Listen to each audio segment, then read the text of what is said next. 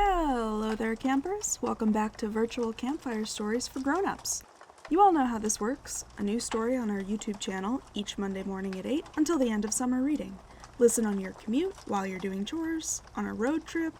LOL, with these gas prices, I don't think so. Or while you are trying desperately not to melt like the Wicked Witch in this unbearable heat. I'm Librarian Lily, and I will once again be your narrator. Let's begin. Today's story is The Red Convertible by Louise Erdrich from the Penguin Book of the Modern American Short Story. I was the first one to drive a convertible on my reservation, and of course, it was red, a red Olds. I owned that car along with my brother Stephen. We owned it together until his boots filled with water on a windy night and he bought out my share. Now Stephen owns the whole car, and his younger brother Marty, that's myself, walks everywhere he goes. How did I earn enough money to buy my share in the first place?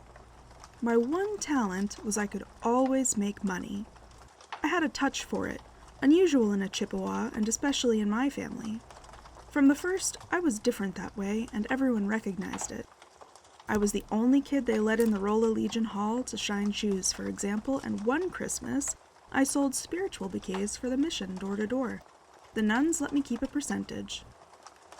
Once I started, it seemed the more money I made, the easier the money came. Everyone encouraged it. When I was 15, I got a job washing dishes at the Joliet Cafe, and that was where my first big break came. It wasn't long before I was promoted to bussing tables, and then the short order cook quit and I was hired to take her place.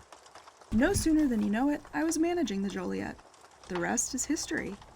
I went on managing. I soon became part owner, and of course there was no stopping me then. It wasn't long before the whole thing was mine. After I'd owned the Joliet 1 year, it burned down. The whole operation. I was only 20. I had it all, and I lost it quick, but before I lost it, I had every one of my relatives and their relatives to dinner, and I also bought that red Olds I mentioned, along with Stephen. Ugh, that time we first saw it! I'll tell you when we first saw it. We had gotten a ride up to Winnipeg, and both of us had money.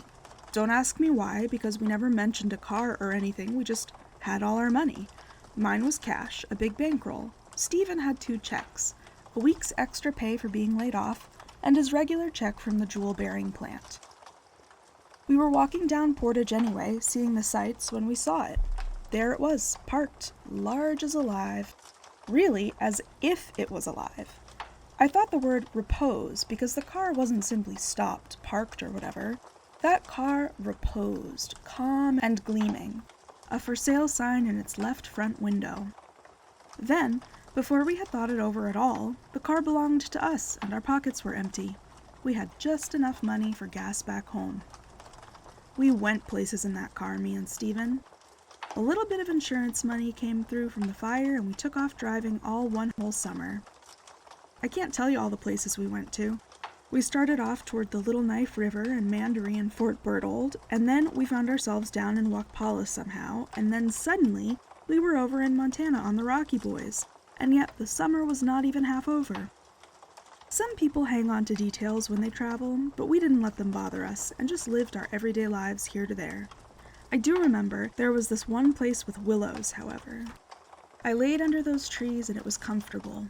So comfortable. The branches bent down all around me like a tent or a stable. And quiet. It was quiet. Even though there was a dance close enough so I could see it going on. It was not too still or too windy either that day. When the dust rises up and hangs in the air around the dancers like that, I feel comfortable. Stephen was asleep. Later on, he woke up and we started driving again. We were somewhere in Montana, or maybe on the Blood Reserve. Could have been anywhere. Anyway, it was where we met the girl. All her hair was in buns around her ears. That's the first thing I saw. She was alongside the road with her arm out, so we stopped. That girl was short. So short her lumber shirt looked comical on her, like a nightgown. She had jeans on and fancy moccasins, and she carried a little suitcase. "Hop on in," says Stephen, so she climbs in between us. "We'll take you home," I says. "Where do you live?" "Chicken," she says. "Where's that?" I ask her. "Alaska." Okay, Stephen says, and we drive. We got up there and never wanted to leave. The sun doesn't truly set there in the summer, and the night is more a soft dusk. You might doze off sometimes, but before you know it, you're up again, like an animal in nature. You never feel like you have to sleep hard or put away the world, and things would grow up there. One day just dirt or moss, the next day flowers and long grass. The girls' family really took to us. They fed us and put us up. We had our own tent to live in by their house, and the kids would be in and out of there all day and night.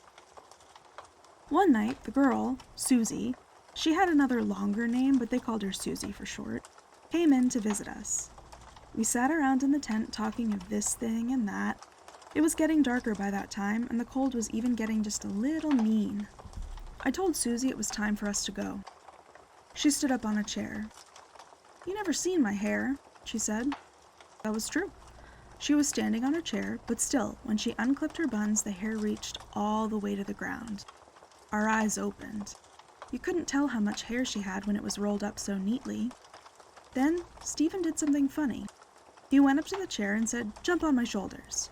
So she did that, and her hair reached down past Stephen's waist, and he started twirling this way and that, so her hair was flung out from side to side. "I always wondered what it was like to have long, pretty hair," Stephen says. Well, we laughed. It was a funny sight the way he did it. The next morning, we got up and took leave of those people. On to greener pastures, as they say. It was down through Spokane and across Idaho, then Montana, and very soon we were racing the weather right along under the Canadian border through Columbus, Des Lacs, and then we were in Bottineau County, and soon, home. We'd made most of the trip that summer without putting up the car hood at all.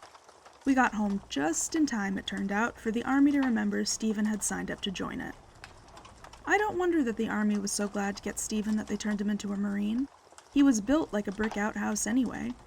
We liked to tease him that they really wanted him for his Indian nose, though. He had a nose big and sharp as a hatchet.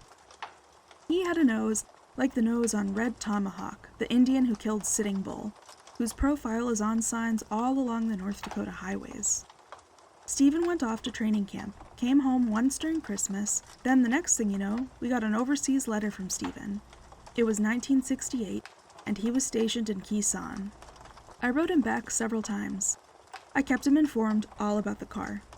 Most of the time, I had it up on blocks in the yard, or half taken apart because that long trip wore out so much of it, although I must say, it gave us a beautiful performance when we needed it.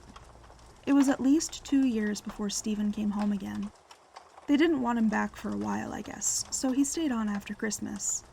In those 2 years, I'd put his car into almost perfect shape.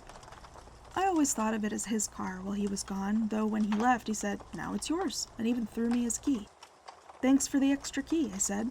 "I'll put it up in your drawer just in case I need it." He laughed. When he came home, though, Stephen was very different, and I'll say this, the change was no good. You could hardly expect him to change for the better, I know this, but he was quiet. So quiet and never comfortable sitting still anywhere, but always up and moving around. I thought back to times we'd sat still for whole afternoons, never moving, just shifting our weight along the ground, talking to whoever sat with us, watching things. He'd always had a joke then too, and now you couldn't get him to laugh. Or when he did, it was more the sound of a man choking, a sound that stopped up the laughter in the throats of other people around him. They got to leaving him alone most of the time, and I didn't blame them. It was a fact. Stephen was jumpy and mean. I'd bought a color TV set for my mother and the kids while Stephen was away. Money still came very easy. I was sorry I'd ever bought it, though, because of Stephen, and I was also sorry I'd bought color because with black and white the pictures seemed older and farther away. But what are you gonna do? He sat in front of it, watching it, and that was the only time he was completely still. But it was the kind of stillness that you see in a rabbit when it freezes and before it will bolt. He was not comfortable. He sat in his chair, gripping the armrests with all his might, as if the chair itself was moving at a high speed, and if he let go at all, he would rocket forward and maybe crash right through the set. Once I was in the same room, and I heard his teeth click at something. I looked over, and he'd bitten through his lip. Blood was going down his chin. I tell you right then, I wanted to smash that tube to pieces. I went over to it, but Stephen must have known what I was up to. He rushed from his chair and shoved me out of the way against the wall. I told myself he didn't know what he was doing. My mother came in, turned the set off real quiet, and told us she had made something for supper. So we went and sat down. There was still blood going down Stephen's chin, but he didn't notice it, and no one said anything, even though every time he took a bite of his bread, his blood fell onto it until he was eating his own blood mixed in with the food. We talked while Stephen was not around about what was going to happen to him. There were no Indian doctors on the reservation, no medicine people, and my mother was afraid if we brought him to a regular hospital, they would keep him. No way we would get him there in the first place, I said, so let's just forget about it. Then I thought about the car. Stephen had not even looked at the car since he'd gotten home, though, like I said, it was in tip-top condition and ready to drive. One night, Stephen was off somewhere. I took myself a hammer. I went out to that car, and I did a number on its underside. Whacked it up, bent the tailpipe double, ripped the muffler loose. By the time I was done with the car, it looked worse than any typical Indian car that had been driven all its life on reservation roads, which, they always say, are like government promises, full of holes. It just about hurt me, I'll tell you that.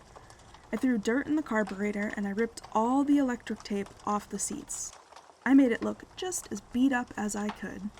Then I sat back and I waited for Stephen to find it. Still, it took him over a month.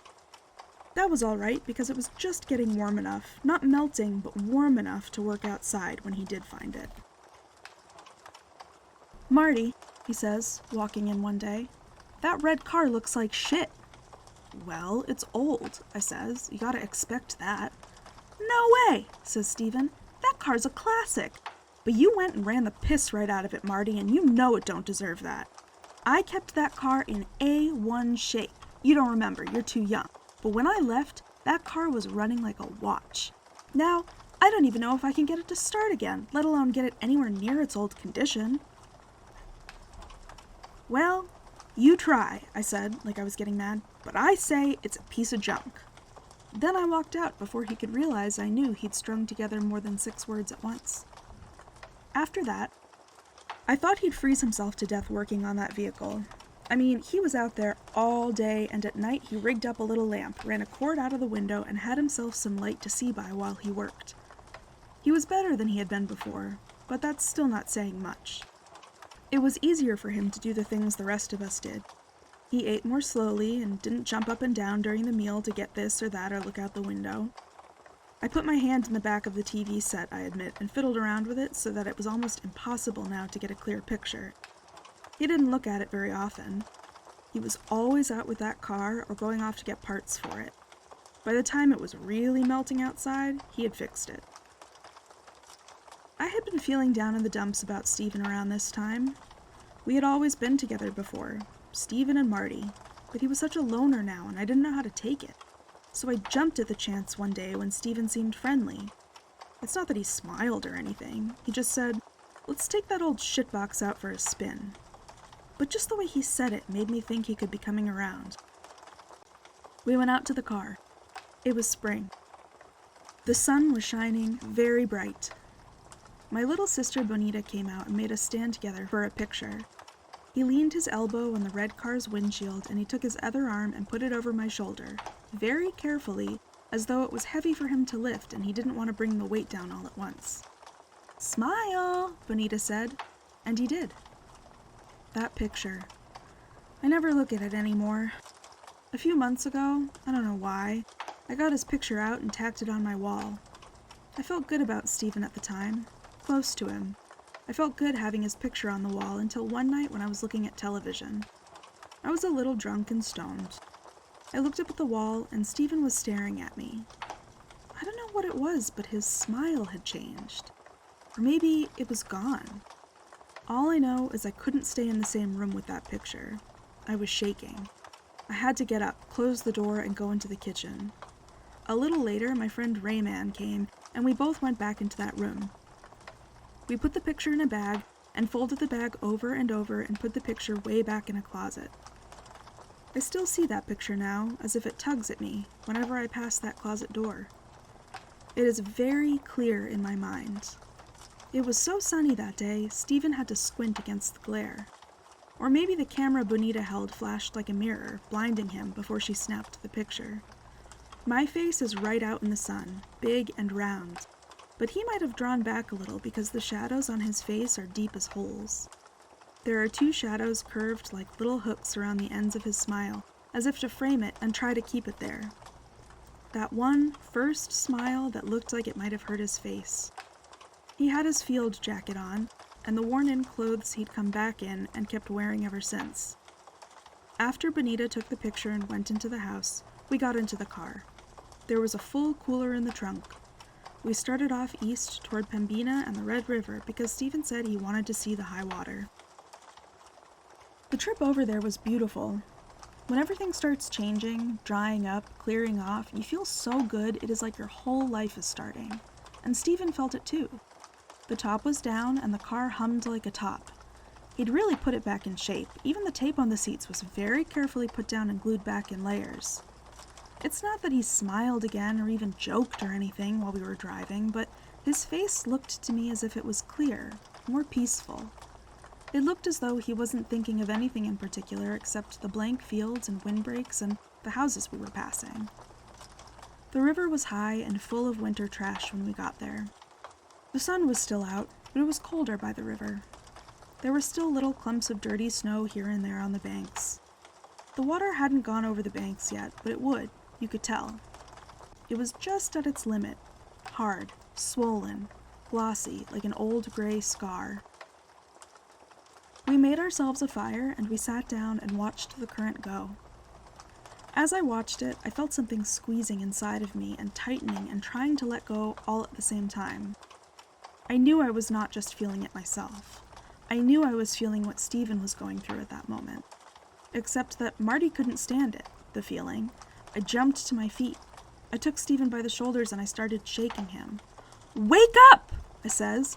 "Wake up, wake up, wake up!" I didn't know what had come over me. I sat down beside him again.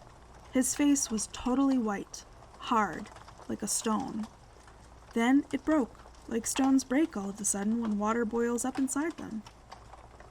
"I know it," he says. "I know it. I can't help it. It's no use." We started talking. He said he knew what I'd done with the car that time. It was obvious it had been whacked out of shape and not just neglected. He said he wanted to give the car to me for good now. It was no use. He said he'd fixed it just to give back, and I should take it. "No," I says. "I don't want it." "That's okay," he says. "You take it." "I don't want it, though," I says back to him. And then to emphasize, just to emphasize, you understand, I touch his shoulder. He slaps my hand off. "Take that car," he says. "No," I say. "Make me," I say. And he grabs my jacket and rips the arm loose. I get mad and push him backwards off the log. He jumps up and bowls me over. We go down in a clinch and come up swinging hard for all we're worth with our fists. He socks my jaw so hard I feel like it swings loose. Then I'm at his rib cage and land a good one under his chin so his head snaps back. He's dazzled. He looks at me and I look at him, and then his eyes are full of tears and blood, and he's crying, I think, at first. But no, he's laughing. He says. "Take good care of it." "Okay," I says. "Okay, no problem." I can't help it, and I start laughing too. My face feels fat and strange, and after a while I get a beer from the cooler in the trunk, and when I hand it to Stephen, he takes his shirt and wipes my germs off. "Hoof and mouth disease," he says. For some reason, this cracks me up, and so we're really laughing for a while then. And then we drink all the rest of the beers one by one and throw them in the river and see how far the current takes them. How fast before they fill up and sink. "I'm an Indian!" he shouts after a while. "Woo! I'm on the love path! I'm out for lovin'!" I think it's the old Stephen. He jumps up then and starts swinging his legs out from the knees like a fancy dancer. Then he's down doing something between a grouse dance and a bunny hop. No kind of dance I ever saw before, but neither has anyone else on all this green growing earth. He's wild. He wants to pitch whoopee. He's up and at him and all over. All this time, I'm laughing so hard my belly is getting tied up in a knot. "Gotta cool me off," he shouts all of a sudden. Then he runs over to the river and jumps in. There's boards and other things in the current. It's so high. No sound comes from the river after the splash he makes, so I run right over. I look around. It's dark. I see he's halfway across the water already, and I know he didn't swim there, but the current took him. It's far. I hear his voice, though, very clearly across it. "My boots are filling," he says. He says this in a normal voice, like he just noticed and he doesn't know what to think of it. Then, he's gone. A branch comes by. Another branch. By the time I get out of the river, off the snag I pulled myself onto, the sun is down. I walk back to the car, turn on the high beams, and drive it up the bank. I put it in first gear, and then I take my foot off the clutch. I get out, close the door, and watch it plow softly into the water. The headlights reach in as they go down, searching, still lighted even after the water swirls over the back end. I wait. The wires short out. It is all finally dark. And then there's only the water, the sound of it going and running and going and running and running. That was our story for today. I hope you enjoyed it. Thank you for listening to another episode of Virtual Campfire Stories for Grownups, and I hope you'll come back next week. Remember, all of the stories for this program are available in the Virtual Campfire Stories for Grownups playlist on our YouTube channel. If you're interested in reading more of The Penguin Book of the Modern American Short Story, request it from the library. Have a great week, and I will talk to you again next Monday. Bye!